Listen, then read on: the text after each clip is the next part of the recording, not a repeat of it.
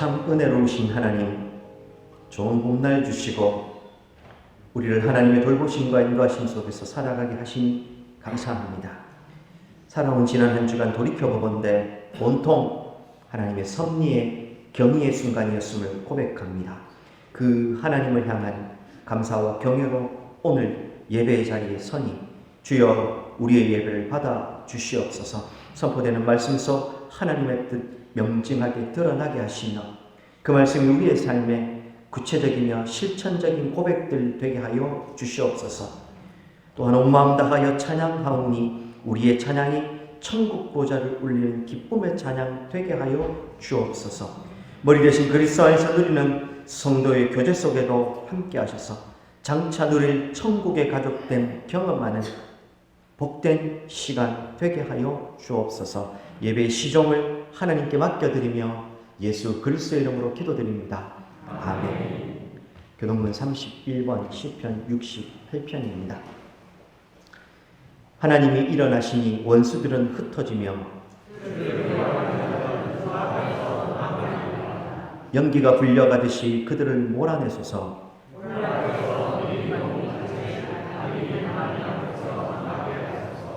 의인은 기뻐하며 하나님 앞에서 뛰놀며 기뻐하고 즐거워할지어다. 하늘을 타고 광야에 행하시던 이를 위하여 대루를 수축하라.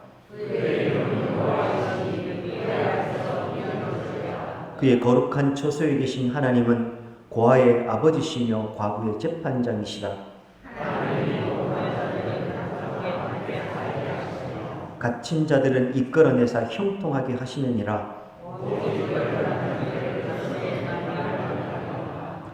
하나님이여 주께서 위하여 주의 은택을 준비하셨나이다.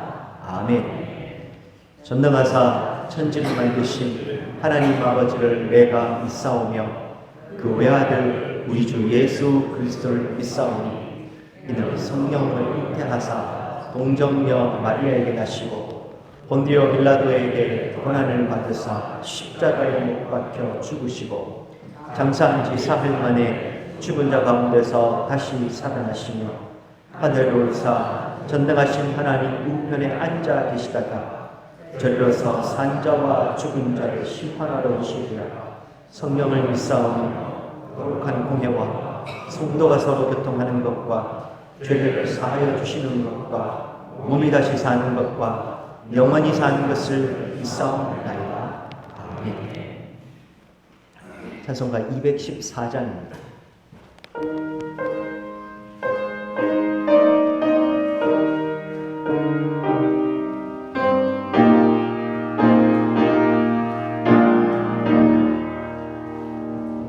주의 도움 받고자 주 예수님의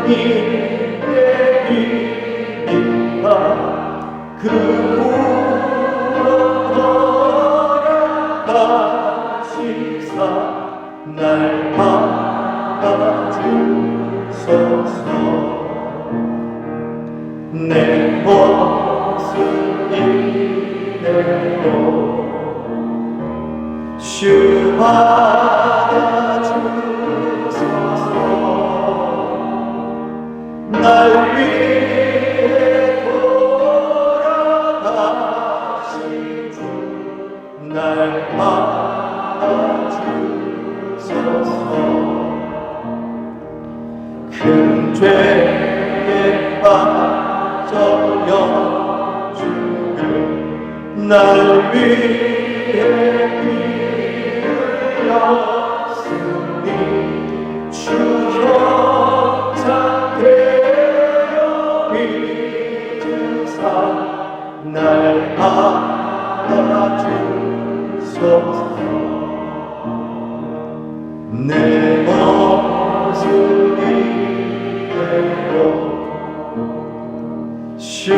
받아주소서. 날 위해 돌아가신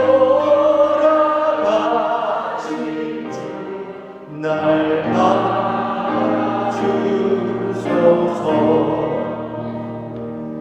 내 힘과 심양하여 늘 깨어지시우니 주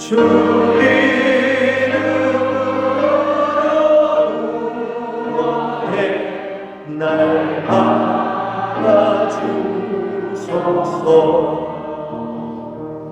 내 모습 이대로 주 받아주소서.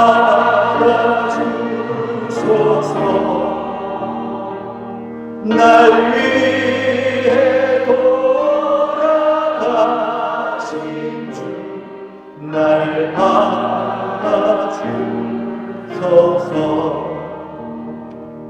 내 주님 서신 앞에 나 꾸려드렸으니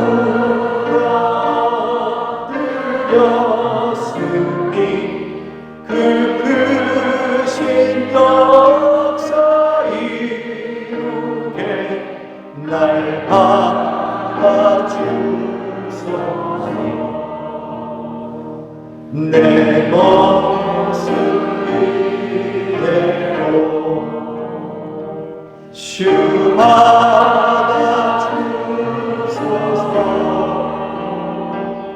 날 위해 돌아가신 주 날 받아주소서.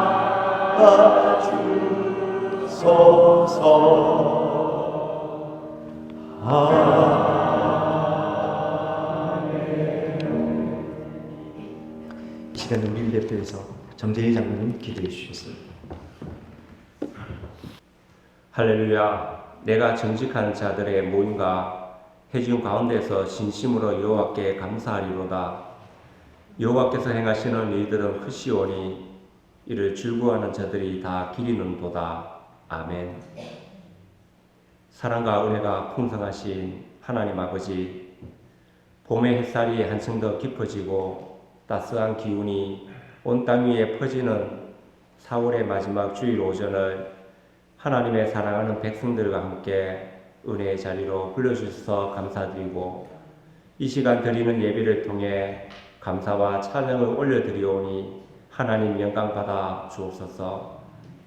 겨울의 차가움이 물러가고 생명의 파릇함이 고개를 내밀며 다시 숨을 쉬는 이때에 우리의 영혼도 하나님의 은혜로 새싹의 도름처럼 깨어나게 하시고, 숨을 쉬며 살아가는 매 순간의 시간 속에서 한 걸음 한 걸음마다 주님의 손길을 잊지 않고 기억하며 감사하는 삶을 살아가게 하여 주옵소서. 거룩하신 하나님 아버지, 4월 한 달을 뒤돌아볼 때 마치 봄바람에 부드럽고 따스한 바람처럼 우리들의 메마른 마음을 따뜻한 마음으로 채워주신 하나님의 은혜에 감사드립니다. 하지만 저희들의 입술은 늘 하나님을 사랑한다고 끊임없이 얘기를 하면서도 가만히 나의 모습을 바라볼 때 언제나 자기 중심적인 생각으로 가득 차 있었고, 또한 삶의 모습을 바라볼 때에도 누군가의 마음을 덮어주고 감사기보다 상처난 부위를 찌르기도 하였으며, 우리의 침묵이 위로가 되기보다 누군가의 무관심이 되기도 하였습니다. 하나님, 이러한 저희들의 말과 행동과 마음으로 지은 죄악들을 십자가 앞에 내려놓고 회개하오니 십자가의 보혈로 깨끗하게 씻겨주시고 모든 죄악들을 용서하여 주옵소서. 하나님, 세상을 사는 동안 저희들의 모든 생각과 시선을 세상의 기준에 두지 아니하고 말씀 앞에 서서 분별할 수 있게 하여 주시고, 날마다 거룩함으로 조금씩이라도 성화의 삶을 걸어가게 하여 주옵소서. 사랑하는 하나님 아버지, 우리 군의장로교회를 긍휼히 여겨 주옵소서. 그리스도의 몸된 교회가 90년 전에 말씀의 기반 위에 사랑의 씨앗으로 심으셨고 지금까지 자라게 하시니 감사드립니다. 교회가 하나님의 마음을 온전히 알아 세상 속에서 든든하게 세워져가며 좌우로 흔들리지 않는 믿음의 공동체가 되게 하여 주옵소서. 오직 여호와를仰망하는 자는 새 힘을 얻으리니 독수리가 날개 치며 올라간 같을 것이요 다른 박질하여도 곤비하지 아니하겠고 걸어가도 피곤하지 아니하리로다 말씀처럼 우리는 연약하지만 만왕의 왕 대신 신실하신 하나님만을 의지하고 신뢰함으로 삶의 방향과 우선순위를 하나님의 시선에 맞추어 한 걸음씩 묵묵히 믿음의 길을 걸어갈 수 있도록 성령 하나님 인도하여 주시고 간섭하여 주옵소서. 오늘도 목사님의 입술을 통해 선포된 사도행전의 말씀이 전해집니다. 초대교회가 성령의 역사 속에서 든든히 세워졌지만 끊임없는 박해 속에서 교회는 얼핏 보기에 산산이 흩어져 버리는 것처럼 보이지만 하나님의 계획은 곡선치이며 복음은 그 자체로 능력이고 생명이므로 하나님의 섭리는 변함없이 세상 끝까지 복음이 전파되는 것을 보게 됩니다. 이렇듯 그 생명을 이어받은 우리 군의장로교회가 그리스도께서 분부한 모든 것을 가르쳐 지키게 하고 세상 끝날까지 우리와 항상 함께 있으리라고 하신 신실하신 하나님을 바라보며 이 시대를 믿음의 눈으로 바라보며 정인의 삶을 담대하게 살아가는 지혜와 총명과 지식의 은혜도 내려 주옵소서. 주의 일을 하는 동안 고난과 핍박을 받을 때도 있지만 때로는 성령의 역사로 말미암아 루스드라 사람들처럼 사람들에게 영광을 돌리려고 할 때에 바울과 바나바처럼 우리의 마음의 중심을 지킴으로 오직 영광은 하나님께만 돌리는 사명자의 삶을 묵묵히 살아갈 수 있는 은혜도 내려 주옵소서. 교회가 오직 그 본질을 기억하며 말씀과 기도가 끊어지지 않게 하여 주시고 모든 것을 품위 있게 하고 질서 있게 하라는 말씀처럼 말과 행동에서 주님의 성품이 드러나므로 참다운 그리스도인의 삶을 살아갈 수 있는 지혜와 용기도 주시기를 간절히 간구하옵나이다. 하나님, 우리 군의장로교회를 기억하여 주시고 교회를 위하여 죽기까지 사랑하신 우리 주 예수 그리스도의 이름으로 간절히 기도드리옵나이다. 아멘.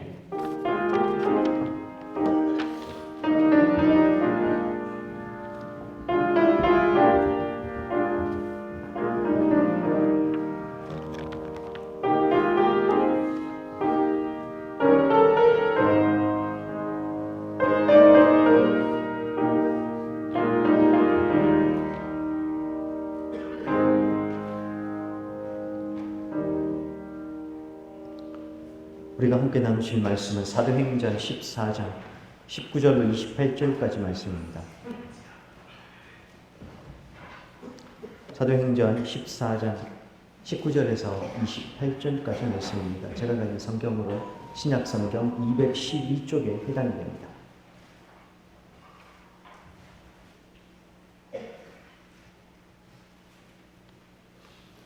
우리는 계속해서 바울의 첫 번째 선교여행, 그 중에서도 루스드라에서의 선교 여정을 살펴보고 있습니다. 오늘은 루스드라에서 일어난 또 다른 사건 하나와 이후에 바울이 첫 번째 선교 여행이 마무리되는 이야기까지입니다. 19절로 28절 교독하면서 한번 읽어가도록 하겠습니다. 19절입니다. 유대인들이 안디옥과 이고니온에서 와서 무리를 충동하니 그들이 돌로 바울을 쳐서 죽은 줄로 알고 시외로 끌어내치니라.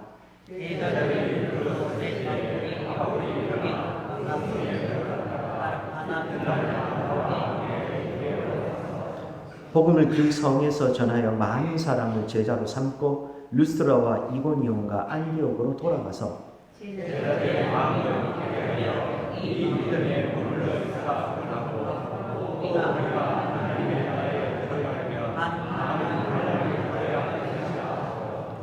각 교회에서 장로들을 택하여 금식 기도하며 그들이 믿는 주께 그들을 위탁하고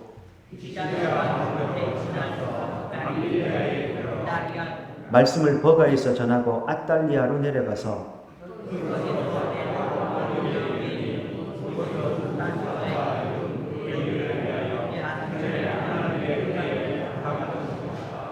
그들이 이르러 교회를 모아 하나님이 함께 행하신 모든 일과 이방인들에게 믿음의 문을 여신 것을 보고하고 제자들과 함께 오래 있으니라. 아멘. 이제 찬송 50장 1절 하시면서 우리가 드린 헌금을 하나님께 묵독하도록 하겠습니다.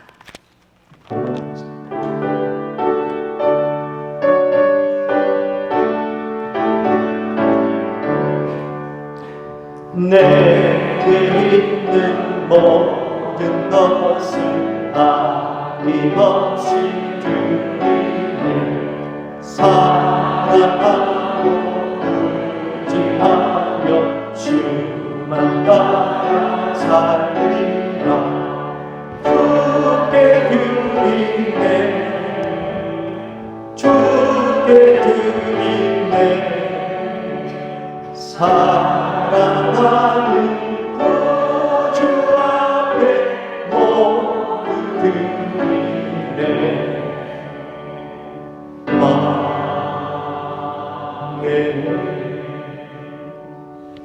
교회 소식 알려드리겠습니다. 주보 사면을 참조해 주십시오. 오늘도 오랜만에 오신 분들도 계시고 또 처음으로 뵙게 되는 분들도 계십니다. 주의 이름으로 환영하고 축복합니다.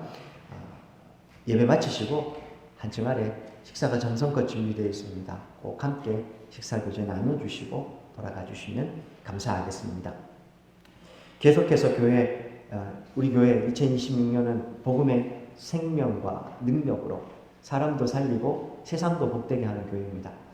사람을 살리고 세상을 복되게 하기 위해서 우리가 먼저 복음이 무엇인지 그 복음 안에 있는 참된 생명과 능력을 경험하는 삶이어야 할 겁니다.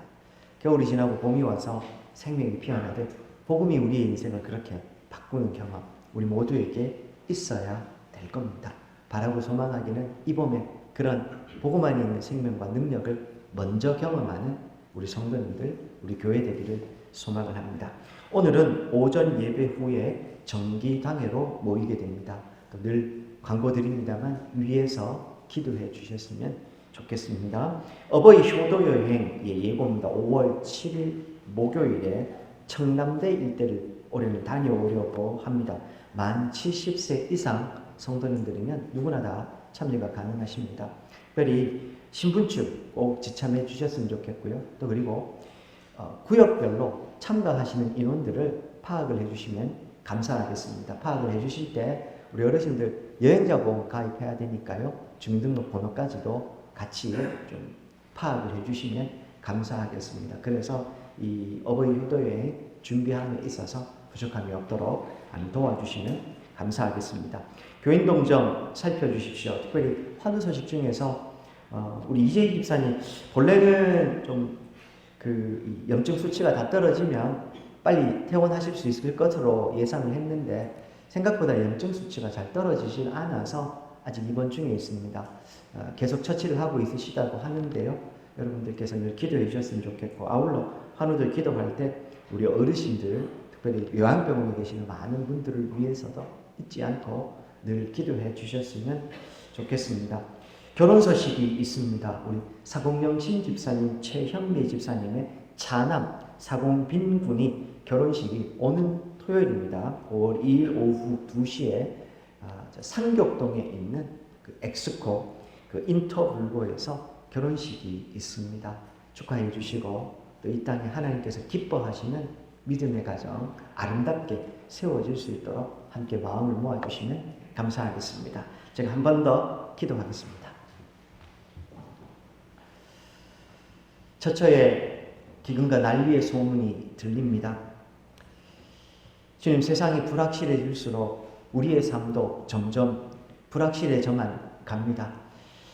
이런 시대 가오니 우리가 자꾸만 하나님 아닌 그 어떤 것들을 의지하려고 하는 그런 연약한 마음들이 불쑥불쑥 솟아나옵니다. 주여, 이러한 때에 참으로 우리의 삶을 끝까지 붙잡고 우리의 삶을 든든히 세우는 것, 우리 주님의 말씀이며 우리 주님밖에 없다는 사실 알아. 사람이 떡으로만 사는 것 아니요 하나님의 입에서 나오는 모든 말씀으로 산다는 그 주의 말씀을 다시 기억하여 오늘 주님 굳건히 붙잡는 우리 모든 성도님들 되게 하여 주옵소서. 그리하여 우리가 먼저 든든히 서서 이 혼란스러운 세상 속에 복음 안에 있는 생명과 능력을 세상에 전파하고 그들을 다 주께로 인도하는 우리 모든 성도님들이요 우리 분위장로회 나아가 이 땅의 교회 되게 하여 주옵소서. 사랑하는 성도님들, 오늘도 주께 나오며 빈손으로 오지 않고, 아니 이 물질을 넘어 물질 속에 우리의 삶 전부의 헌신과 고백을 담아 올려드리오니 주여 기뻐 받아 주시옵소서. 11조와 감사헌금, 주일헌금, 성교헌금 드려지는 이 모든 물질을 통하여서 하나님의 나라 흥왕하는 은혜도 베풀어 주시오며 원하옵기는 사랑하는 성도들의 주를 향한 이 헌신의 마음이 하나님 앞에 아름답게 연락되며 주님 그 삶을 하나님 눈동자처럼 보살펴 주셔서 세상이 어수선해질수록 더 성도의 삶은 안정적이고 굳건히 서며 또 세상이 우리를 위협할수록 주님의 은혜로 더 굳건히 서고 또 그렇게 더 윤택해지는 사랑하는 성도들의 삶 되게 하여 주시옵소서. 오늘도 하나님의 말씀을 함께 상고할 때 주여 이 말씀이 우리에게 도전이 되고 위로가 되고 은혜가 되게 하여 주옵소서. 예수님 이름으로 기도드립니다. 아멘. 바울의 첫 번째 전도회 진행 중에 있습니다. 읽으신 대로 오늘 읽었던 내용 끝에는 바울이 첫 번째 선교여행을 마치게 되는 이야기까지 이어집니다. 지난 시간에 바울은 루스드라라는 지역, 오늘날의 터키, 튀르키예죠. 튀르키의 중부 지역쯤에 위치한 곳입니다. 이 루스드라에 이르렀고 그곳에서도 힘있게 복음을 전했습니다. 루스드라에 들어갈 때 바울의 상황이 그리고 바울과 그 바울의 선교팀의 상황이 그렇게 좋지를 못했습니다. 쫓겨서 루스드라까지 간 거니까요.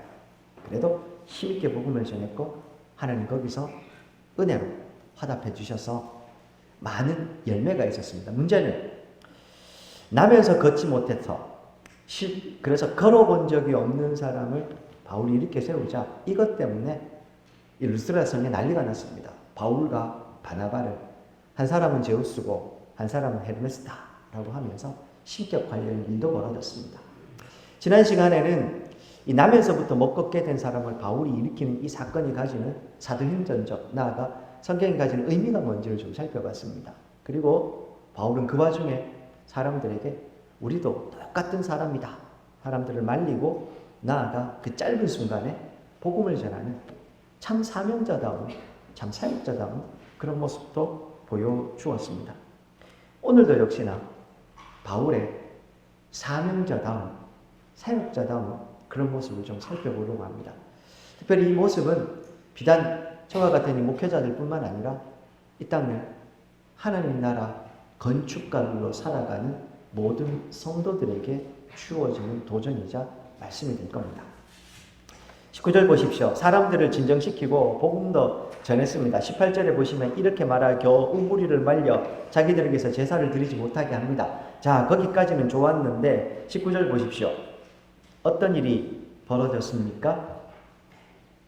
안디옥과 이고니온, 여기서 안디옥은 비시디아 안디옥입니다. 안디옥과 이고니온에서부터 거기서부터 바울을 핍박했던 유대인들이죠. 그들이 이 루스드라까지 왔고 사람들을 충동했고 그래서 바울을 돌로 쳐서 죽은 줄로 알고 이 바울을 성 밖으로 내치는 사건이 벌어지게 됩니다.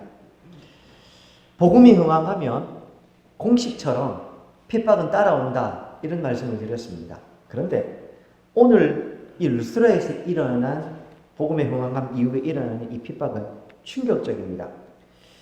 안디옥과 이고니온에서 온 사람들이 무리를 충동해가지고 바울을 죽여버린 겁니다. 분명히 오늘 바울은 안 죽었는데 제가 죽였다 이렇게 표현을 썼습니다. 무슨 말이냐?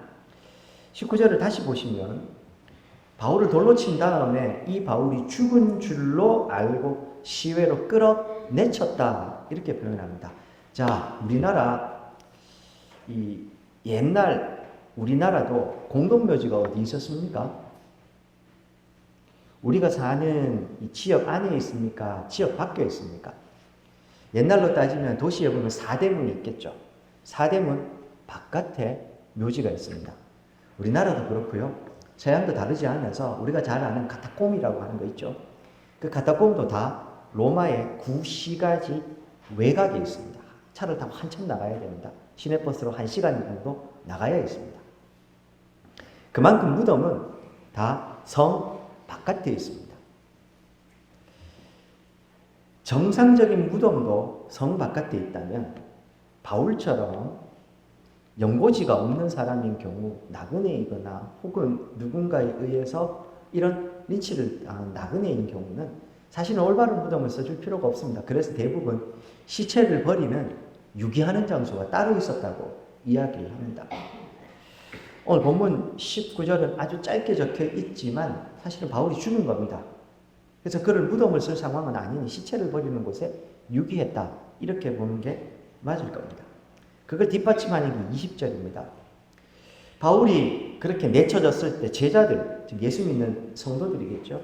그들이 바울을 둘러서고 있습니다. 그 둘러섰을 때 바울이 갑자기 살아나서 벌떡 일어나가지고 다시 루스드라 성으로 들어가는 게 오늘 본문의 사건입니다. 자, 이 제자들이 둘러서서 뭐 하고 있었을까요? 글쎄요. 알 수는 없지만 많은 학자들은 제자들은 아마도 이 바울의 장례식과 관련된 어떤 의식을 하고 있었을 것으로 봅니다. 그가 죽었으니까요. 사랑하는 여러분, 오늘 바울이 이 유대인들에게 당한 이 돌에 맞았다고 하는데요. 이게 투석형이라고 합니다. 투석형은 오늘날도 중동 지역에 존재하는 사형법입니다.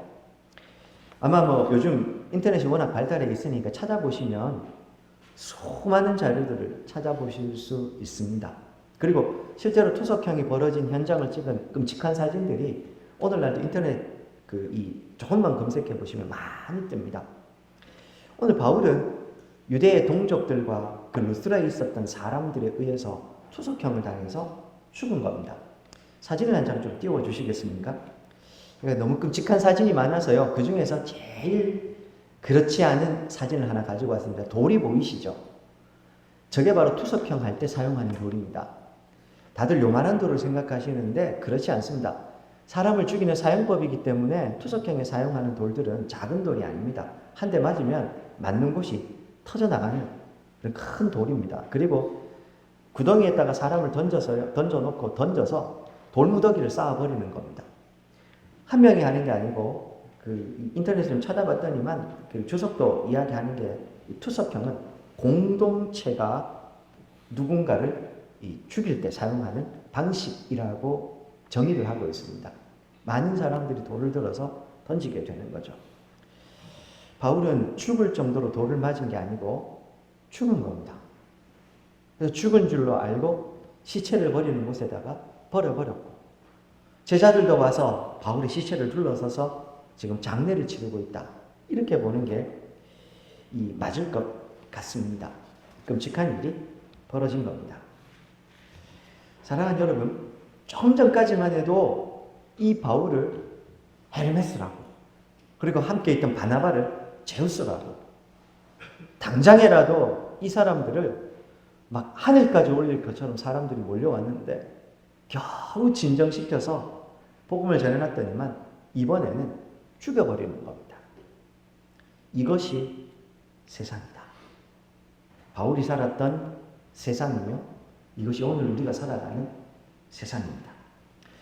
사랑하는 여러분, 사람들은 우리를 평가할 때, 교회를 평가할 때 우리가 가진 믿음으로 판단해 주지는 않습니다.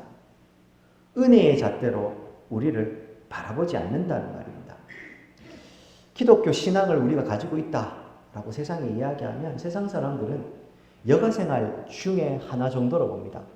마음의 평안을 얻기 위해서 종교 하나 정도는 가지는 게 좋지요 라고도 말을 합니다. 그렇지 않습니까?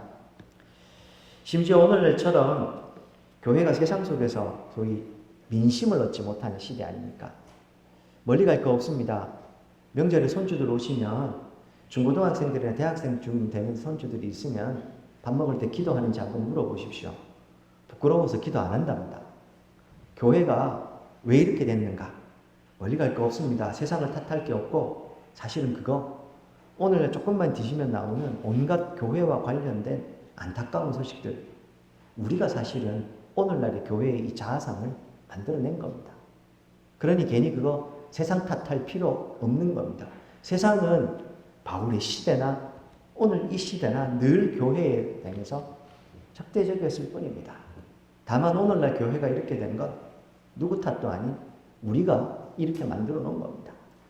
다시 좀 돌아와서 세상은 우리가 가진 신앙을 가지고 우리를 평가해 주지를 않습니다. 우리가 얼마나 신앙적으로 결단을 했는가, 우리가 기도하고 혹은 우리가 얼마나 성경적인 지식을 많이 가지고 있는가, 얼마나 하나님 앞에 순결한 마음을 가지고 있는가, 헌신하고 있는가, 이런 거 평가해 주지 않습니다. 직장에 가면 그가 가진 업무 능력이나 탁월함으로 평가할 겁니다. 사람들이 모이는 곳에 가면은 사교성으로 평가할 겁니다. 그들의 이익에 부합하고 그들의 모임의 성격에 얼마나 맞는지 안 맞는지 그런 것들로 평가할 뿐인 겁니다. 자신들에게 맞으면 환호하지만 맞지 않으면 오늘 바울에게 하는 것처럼 언제든지 돌을 들 수 있는 게 그것이 세상입니다. 그런 세상을 향해서 우리의 신앙을 이해해달라고 이야기하는 것도 모순 아닙니까? 그렇지 않습니까? 말이 안 됩니다. 그 사람들은 우리의 신앙을 모르기 때문입니다. 오늘 이 땅을 살아가는 성도와 교회에 사실 이 어려움은 여기에 있습니다. 우리는 신앙도 지켜야 되며 동시에 우리의 신앙을 인정해 주지 않는 그 세상에 우리의 신앙이 안에 있는 이 복음 안에 있는 진리를 전해야 하기 때문에 그렇습니다. 우리가 살아가는 세상은 우리의 신앙이 전혀 작동하지 않습니다.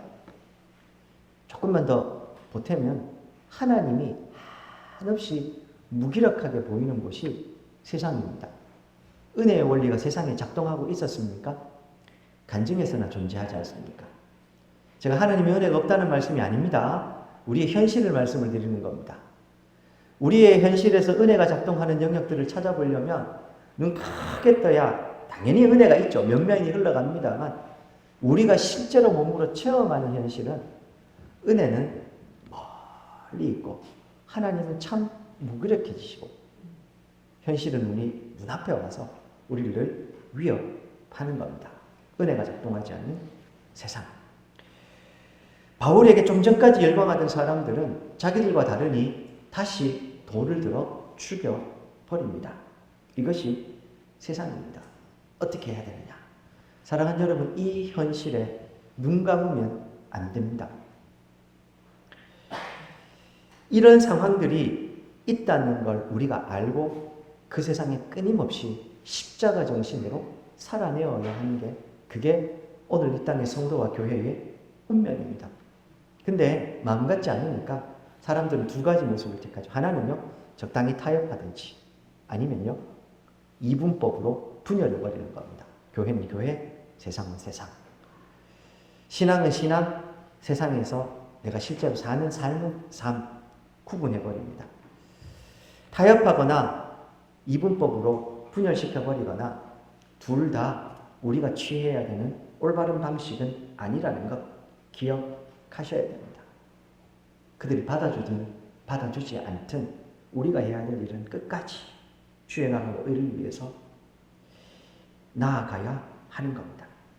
그리고 거기에 더 덧붙여서 오늘 본문에 바울이 보여주는 것처럼 끝까지 신앙 지키다가 죽는 것, 그게 성도가 교회가 취해야 되는 유일한 방식이라는 것 우리 잊지 말아야 됩니다. 왜 그러냐고요? 우리 예수님께서 이 땅에 오셔서 어떻게 살다가 어떻게 그 신앙의 사역을 마무리하셨는지 한번 생각해 보십시오. 그리고 우리에게 뭐라고 얘기하십니까? 너희들도 나와 같이 이 길을 걸어야 한다. 그렇게 말씀하신 겁니다. 타협은 있을 수 없습니다. 이분법으로 갈라놓고서 세상은 세상, 교회는 교회, 그것도 있을 수 없습니다. 끝까지 이렇게 살다가 바울처럼 죽는 것, 그것이 우리의 모습입니다. 제가 이렇게 이야기하면 스멀스멀 우리 가운데 또 하나 올라오는 절대로 따르면 안 되는 매력적인 대안지가 하나 있습니다. 뭡니까? 차라리 그때 오늘 본문 바로 앞부분 지난주에 우리가 나누었던 이야기 기억나시죠? 루스라 사람들이 바울과 바나바를 신격화시킵니다. 차라리 그때 거부하지 말고 그 높은 자리까지 올라갔으면 그 높은 자리에서 신격화돼서 사실은 내가 지금 제우스 같고 헤르메스 같은 게 이게 하나님 때문에 그런 거라고. 하나님이 함께 하시니까 이런 일들도 일어나는 거라고. 매력적이지 않습니까? 어떻게 생각하십니까? 사랑하는 여러분, 늘 말씀드리겠지만 우리가 그렇게 해서 일은 될 수 있습니다. 그런데 그 일이 되는 것과 하나님의 나라, 하나님의 영광이 도대체 무슨 상관이라는 말입니까? 그렇게 해서 일 되는 거 하나님이 기뻐하시겠습니까? 기뻐하는 이는 사단밖에 없을 겁니다. 오늘도 수많은 사람들이 뭐로 가도 서울만 가면 된다는 겁니다. 꽁 잡는 게 매면 그만이라는 겁니다. 맞습니까? 목적이 선하면 수단도 동기도 선해야 된다는 말씀을 늘 말씀드립니다. 사랑하는 여러분, 교회는 우리가 아무리 숭고한 목표를 가지고 있고 하나님의 나라를 세워가기 위해서 그 하나님 나라가 올바르기 때문에 거기 가는 길은 어떻게든 가면 되는 거 아닙니다.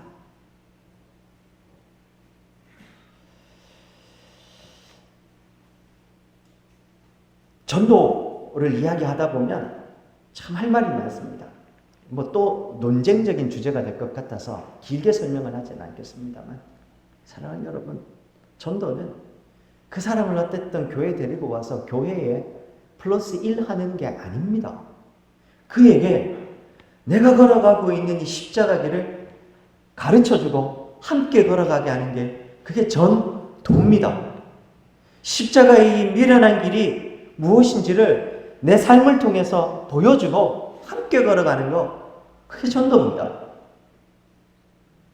그렇지 않은 교회에 플러스 1, 무슨 의미가 있단 말입니까?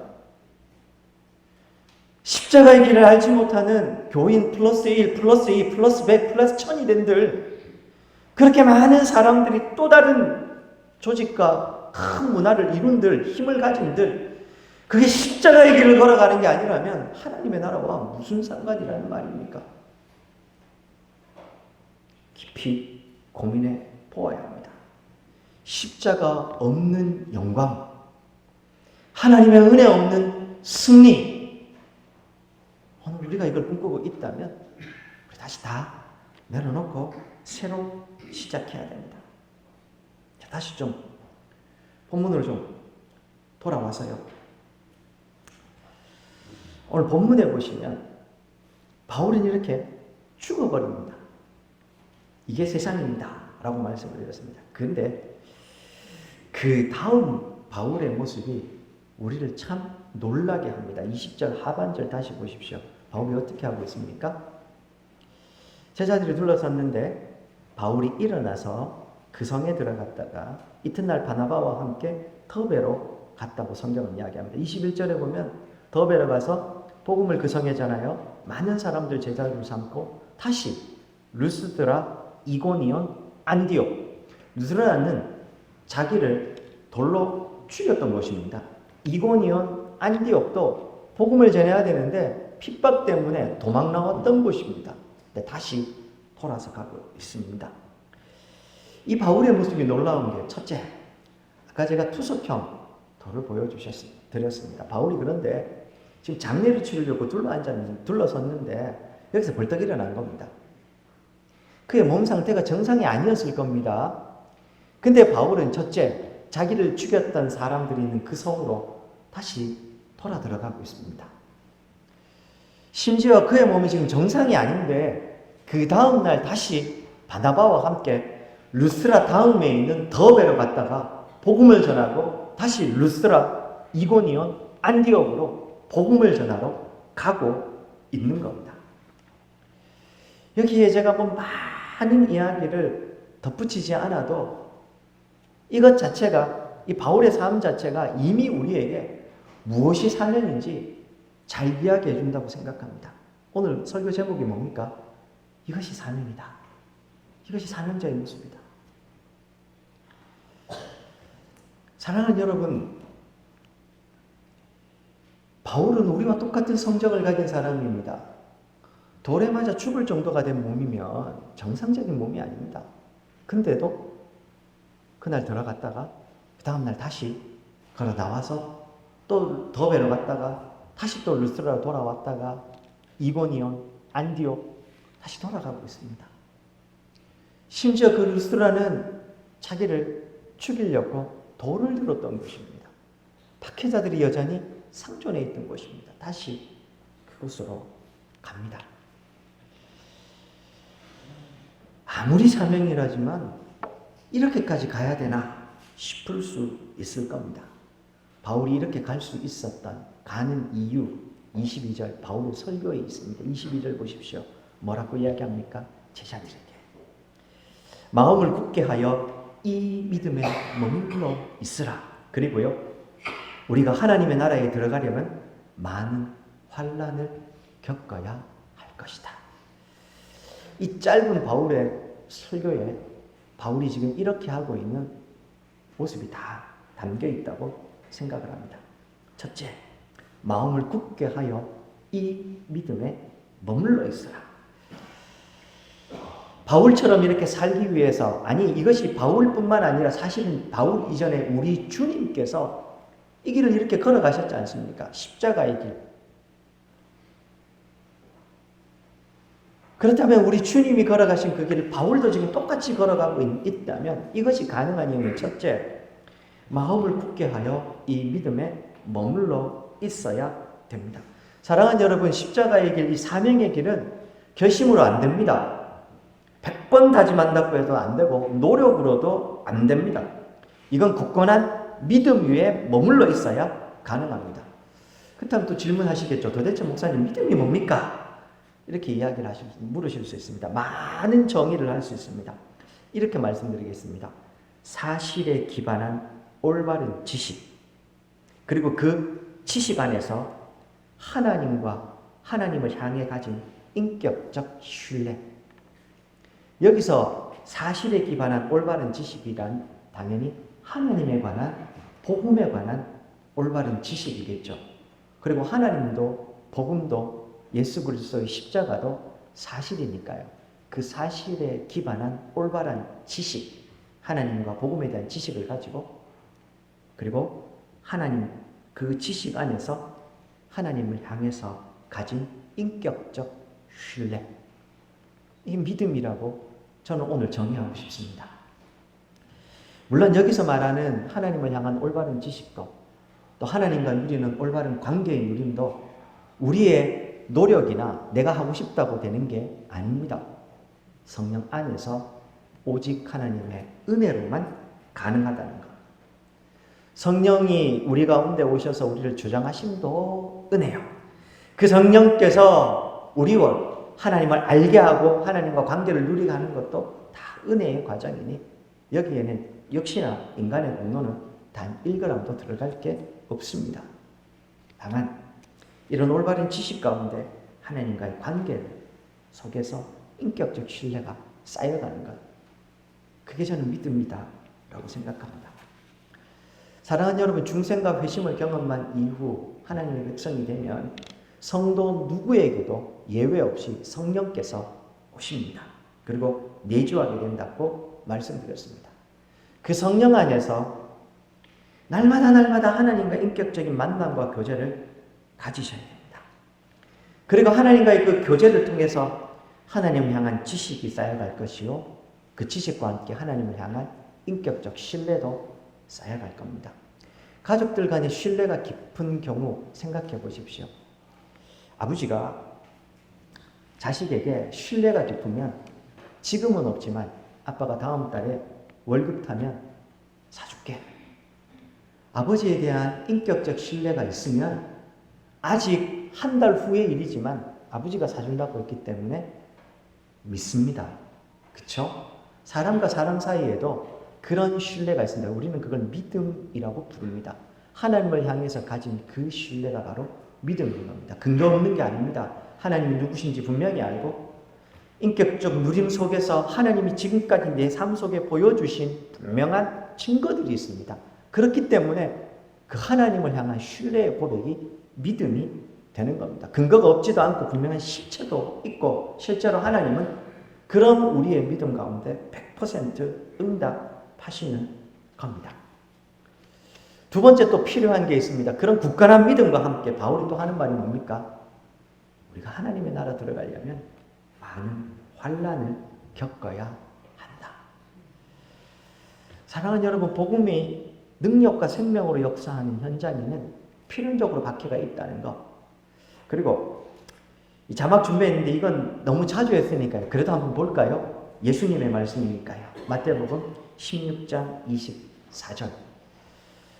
이에 예수께서 제자들에게 말씀하십니다. 누구든지 나를 따라오려거든 자기를 부인하고 자기 십자가를 지고 나를 따를 것이니라.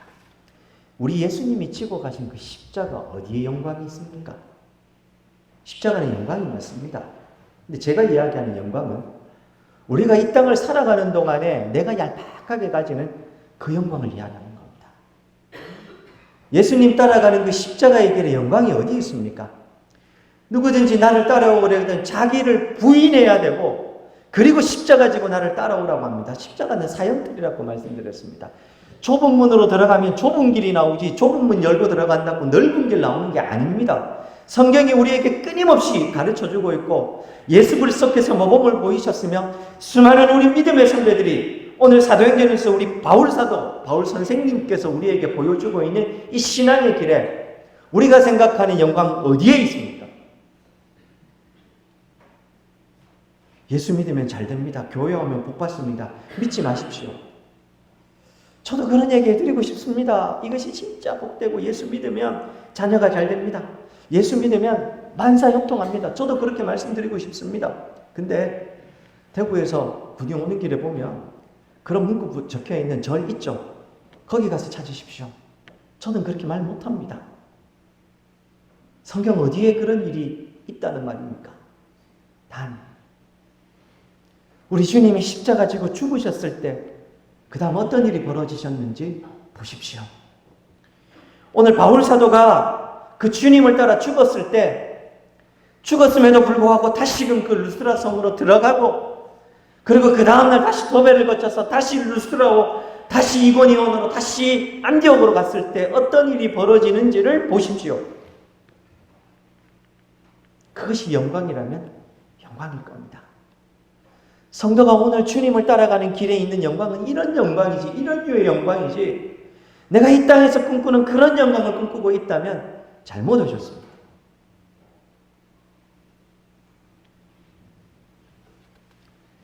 사랑하는 여러분, 마음이 많이 무거웠습니다. 사실은 이 본문을 어떻게 좀 설교를 해야 될까?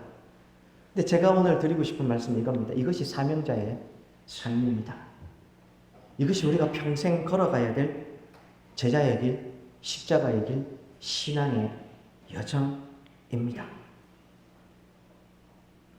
함께 갑시다. 근데 이게 쉽지가 않습니다. 예전에도 말씀드린 것 같은데요. 신대원 3년을 매주 월요일 올라갔다가 금요일 저녁에 내려오고 통학을 했습니다. 근데 이제 혼자서 올라가면 그러니까 전도사님들끼리 같이 이렇게 십시일반 돈을 모아서 차 한 대 맞춰서 올라갔다 내려옵니다. 근데 그 한 대 맞춰서 올라갔다 내려오는 그 팀이요, 1년간은 팀이 없습니다. 왜 그런 줄 아십니까? 아주 사소한 것들 때문에 마음이 상하기 때문입니다. 올라갈 때와 내려올 때 햇볕이 비치는 창문이 방향이 있을 것 아닙니까? 니는 왜 맨날 그 자리 아닌데?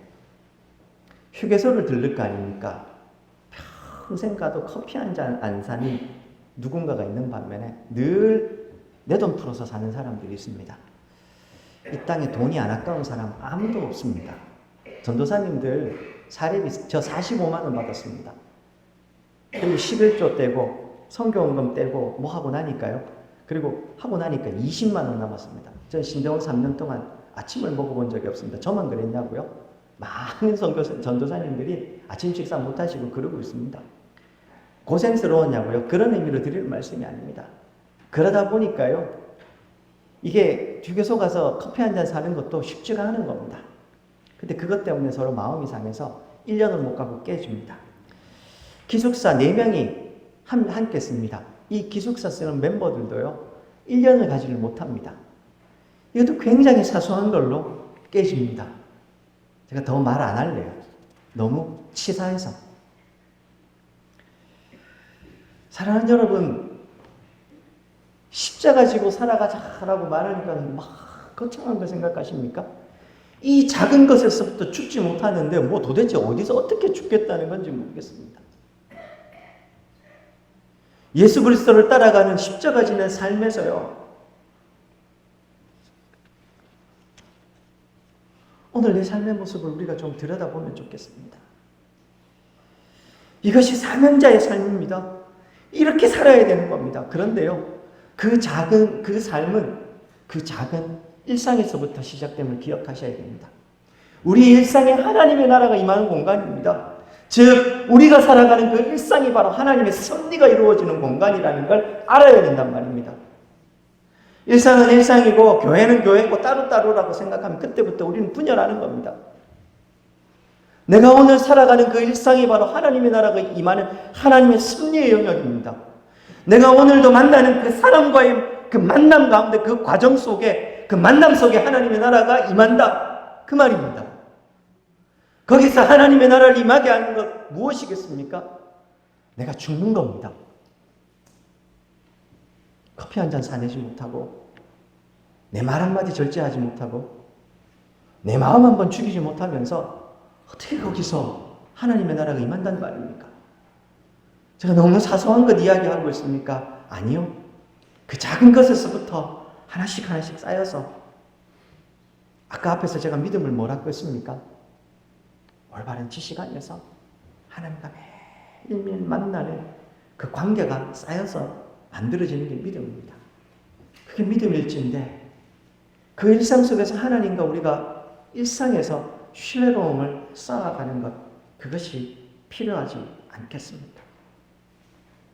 자, 그런데요, 그렇게만 얘기하면 마음이 너무 힘들어지지 않습니까? 내가 죽고 나면 도대체 그 너무 한 거 아니냐라고 할 수 있습니다만 그것이 끝일까요? 21절 보십시오. 바울이 그렇게 죽음에도 불구하고 복음을 전하자, 자기를 핍박했던 그 성에 복음을 전하자, 복음을 그 성에 전하여 많은 사람을 제자로 삼고 라고 이야기합니다. 많은 사람이 주께로 돌아와 바울과 똑같이 이 길을 걸어가는 겁니다. 바울이 따라갔던 예수 그리스도의 길을 수많은 사람들이 제자되어 따라가게 되는 겁니다. 내가 죽었다고 해서 너무 억울해 마십시오. 사랑하는 여러분, 저는 요즘도 기도합니다. 제가 뿌린 이 씨앗의 열매를 보지 않아도 하나님 괜찮습니다. 억울하긴 한데요, 하나님, 제가 오늘 뿌린 씨앗의 열매를 제 평생에 보지 않아도 괜찮습니다. 근데 그게 저희 스스로에게 자꾸만 계속해서 각인시키는 겁니다. 왜 그런 줄 아십니까? 내가 뿌린 씨앗의 열매를 내가 꼭 보고 맛보아야 되겠다 생각하는 순간 그게 욕심이 되는 겁니다. 내가 죽기 전에 이 복음에 내가 수고한 것들의 열매를 좀 맛보고 싶은 겁니다. 그러니 마지막 순간에 안 죽고 몸을 샥 비틀지 않습니까? 오늘 바울은 죽었습니다. 심지어 자기를 죽였던 사람들에게 또 갑니다.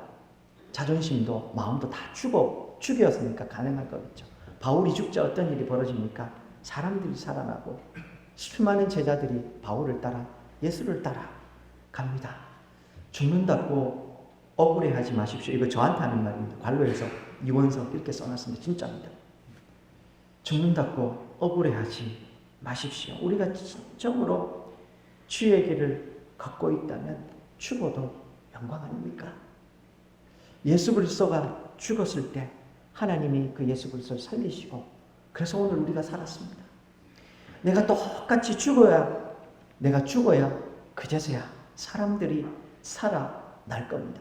죽음, 넘음 전혀 열릴 것 같지 않았던 그 루스드라의 복음의 문이 열리고 생명의 문이 열렸지 않습니까? 주 안에서 죽음은 죽음으로 끝나는 게 아니라 새로운 차원이 열리는 생명의 문임을 우리가 좀 기억했으면 좋겠습니다. 그리고 또 한 가지 위로가 되는 말씀을 좀 드리고 싶습니다. 아니 아무리 그래도 그렇죠 목사님. 내가 죽어버리고 나면 사람들이 살아난들 그게 무슨 의미가 있습니까? 혹시 이런 생각 드십니까? 내가 죽고 나면은 암만 좋은 게 무슨 상관이라는 말입니까? 사랑하는 여러분, 우리 주님 앞에 설 거 아닙니까? 이 땅의 삶이 끝이 아니라는 거 늘 말씀을 드립니다. 이 땅의 삶이 전부면 내가 죽으면 너무 억울한 겁니다. 근데 이 땅 나그네요 순례자로 잠시 잠깐 보내주셔서 살다 가는 인생일 뿐이요. 영원한 고향, 본향이 있고 우리 그 주님 앞에 서게 될 겁니다. 그 주님 앞에 섰을 때 무엇을 주님 앞에 내놓을 겁니까? 주님, 저는 주님의 이름으로 5대양 6대주를 누비며 이렇게 대단한 회사도 세웠고 이렇게 큰 업적도 남겼습니다. 저는 주님의 이름으로 이렇게 많은 헌금도 했습니다. 많은 수고와 헌신도 했습니다. 그 물질은, 그 힘은 누가 주신 겁니까? 우리 하나님 앞에 섰을 때 우리가 하나님 앞에 내어놓을 거 하나 없습니다. 그렇지 않습니까? 내가 오늘 가진 물질도 힘도 다 주께서 주신 것이고 예수 그리스도로 구원받은 이후의 성도의 삶에 더 이상 내 것이 하나도 없고 주의 은혜로만 산다면 은혜로 살았는데 하나님 앞에 가서 뭘 자랑하는 말입니까? 자랑할 거 없습니다. 단 하나 하나님께서 우리를 알아주실 게 있다면 저는 오늘 이거라고 생각합니다. 바울이 죽었더니 바울을 따라 예수를 따라가는 수많은 믿음의 열매들이 생깁니다. 우리 이 땅의 삶을 다 마치고 주님 앞에 섰을 때 다른 것 그 어떤 것도 주님께 내어드릴 것 없습니다. 다 주의 은혜입니다. 다만 하나님이 인정해 주실 것 하나 있다면 내가 죽었기에 그래서 내가 죽음으로 예수를 따르는 수많은 사람들이 있었던 그 열매들 주님이 그건 봐주실 거라고 생각합니다. 잘하였다 충성된 종아 내 주인의 잔치에 참여해라. 그것이 성도가 생각할 수 있는 최고의 영광이라 생각을 합니다. 사랑하는 여러분, 내가 이 땅에서 훈장을 달고 싶어 하면 그때부터 우리는 망하는 겁니다. 다만 하나님께 이 열매를 올려드리고자 한다면 그 열매는 하나님 앞에 섰을 때 주께서 기뻐 받으실 겁니다. 훈장을 달려고 하지 말고 열매를 주께 올려드리는 우리들이 되면 참 좋겠습니다.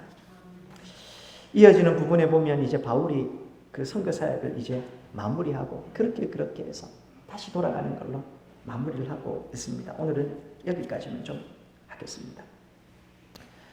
바울은 오늘 이 천신만고 끝에 루스드라에서 그리고 첫 번째 선교 여행을 마무리를 하고 있습니다.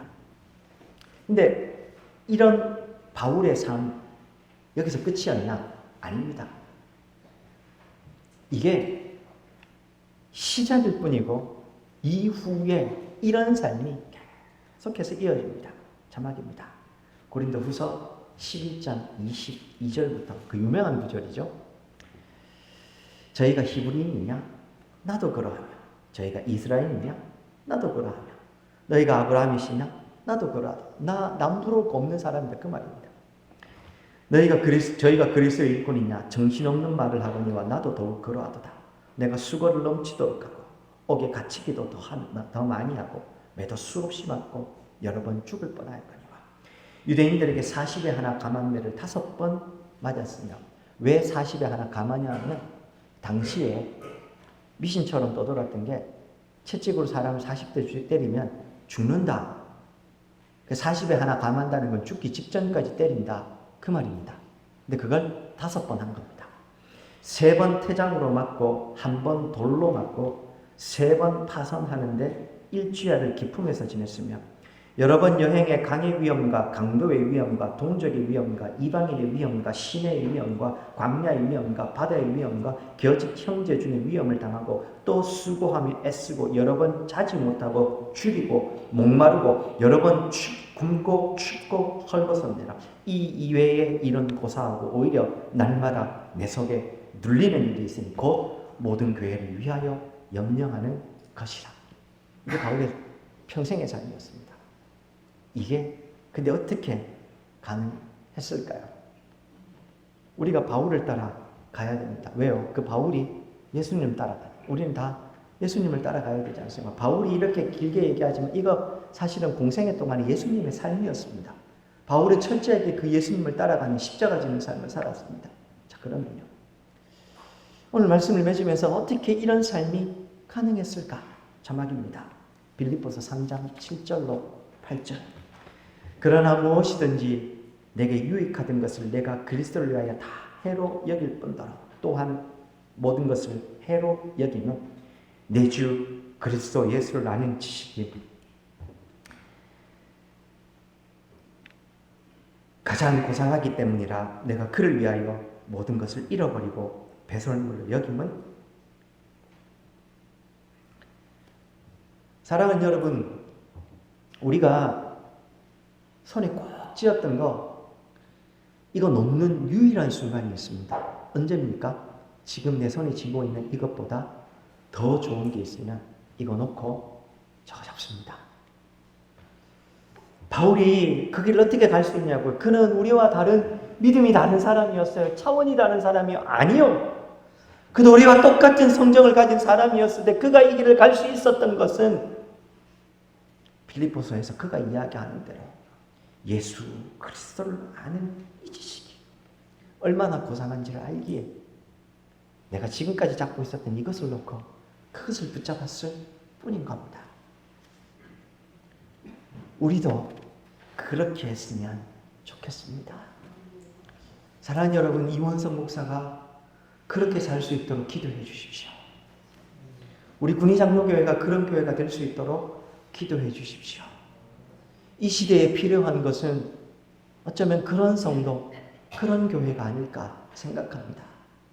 이 길을 우리 함께 손잡고 잘 걸어가는 저와 우리 성도님들 되시기를 주의 이름으로 축원드립니다. 오늘 말씀을 생각하시면서 우리 한번 기도했으면 좋겠습니다. 함께 기도하시겠습니다. 살아계신 하나님 아버지, 오늘도 우리에게 사도행전 말씀을 통해서 도전하여 주시기 감사합니다. 주님, 오늘 바울이 걸었던 이 신앙의 모범을 우리도 잘 걸어갈 수 있도록 도와주시옵소서. 주님, 이 길을 우리가 잘 걸어가서 끝끝내 주님 앞에 섰을 때 잘하였다 충성해 주옵소서. 주님 앞에 인정받는 일들 다 되게 하여 주옵소서. 그런 우리 교회 되게 하여 주시옵소서. 주님, 우리로 하여금 이 길을까지 걸어갈 수 있도록 믿음을 굳건히 하게 하여 주시옵소서. 그렇게 주의 나라와 의를 위해서 살아가는 우리들 되게 하여 주시옵소서. 그리하여 하나님, 우리로 하여금 참으로 이 시대를 교회, 이 세상을 끌어안는 시대를 다 될 수 있게 도와 주시옵소서. 감사드리며 예수님 이름으로 기도드립니다.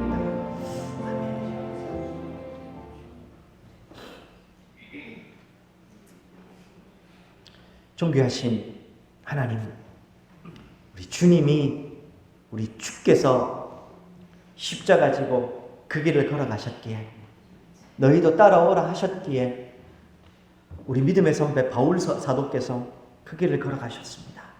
이제 우리도 이 길을 잘 따라갈 수 있도록 도와주시옵소서. 그리하여 참으로 갈라지고 상처난 이 땅, 전쟁이 참혹한 이 땅에 참된 그리스도의 계절 오게 하는 우리 사랑하는 성도님들, 우리 군의장로교회 되게 하여 주시옵소서. 감사드리며 예수님 이름으로 기도드립니다. 찬송가 502장 1절과 4절입니다.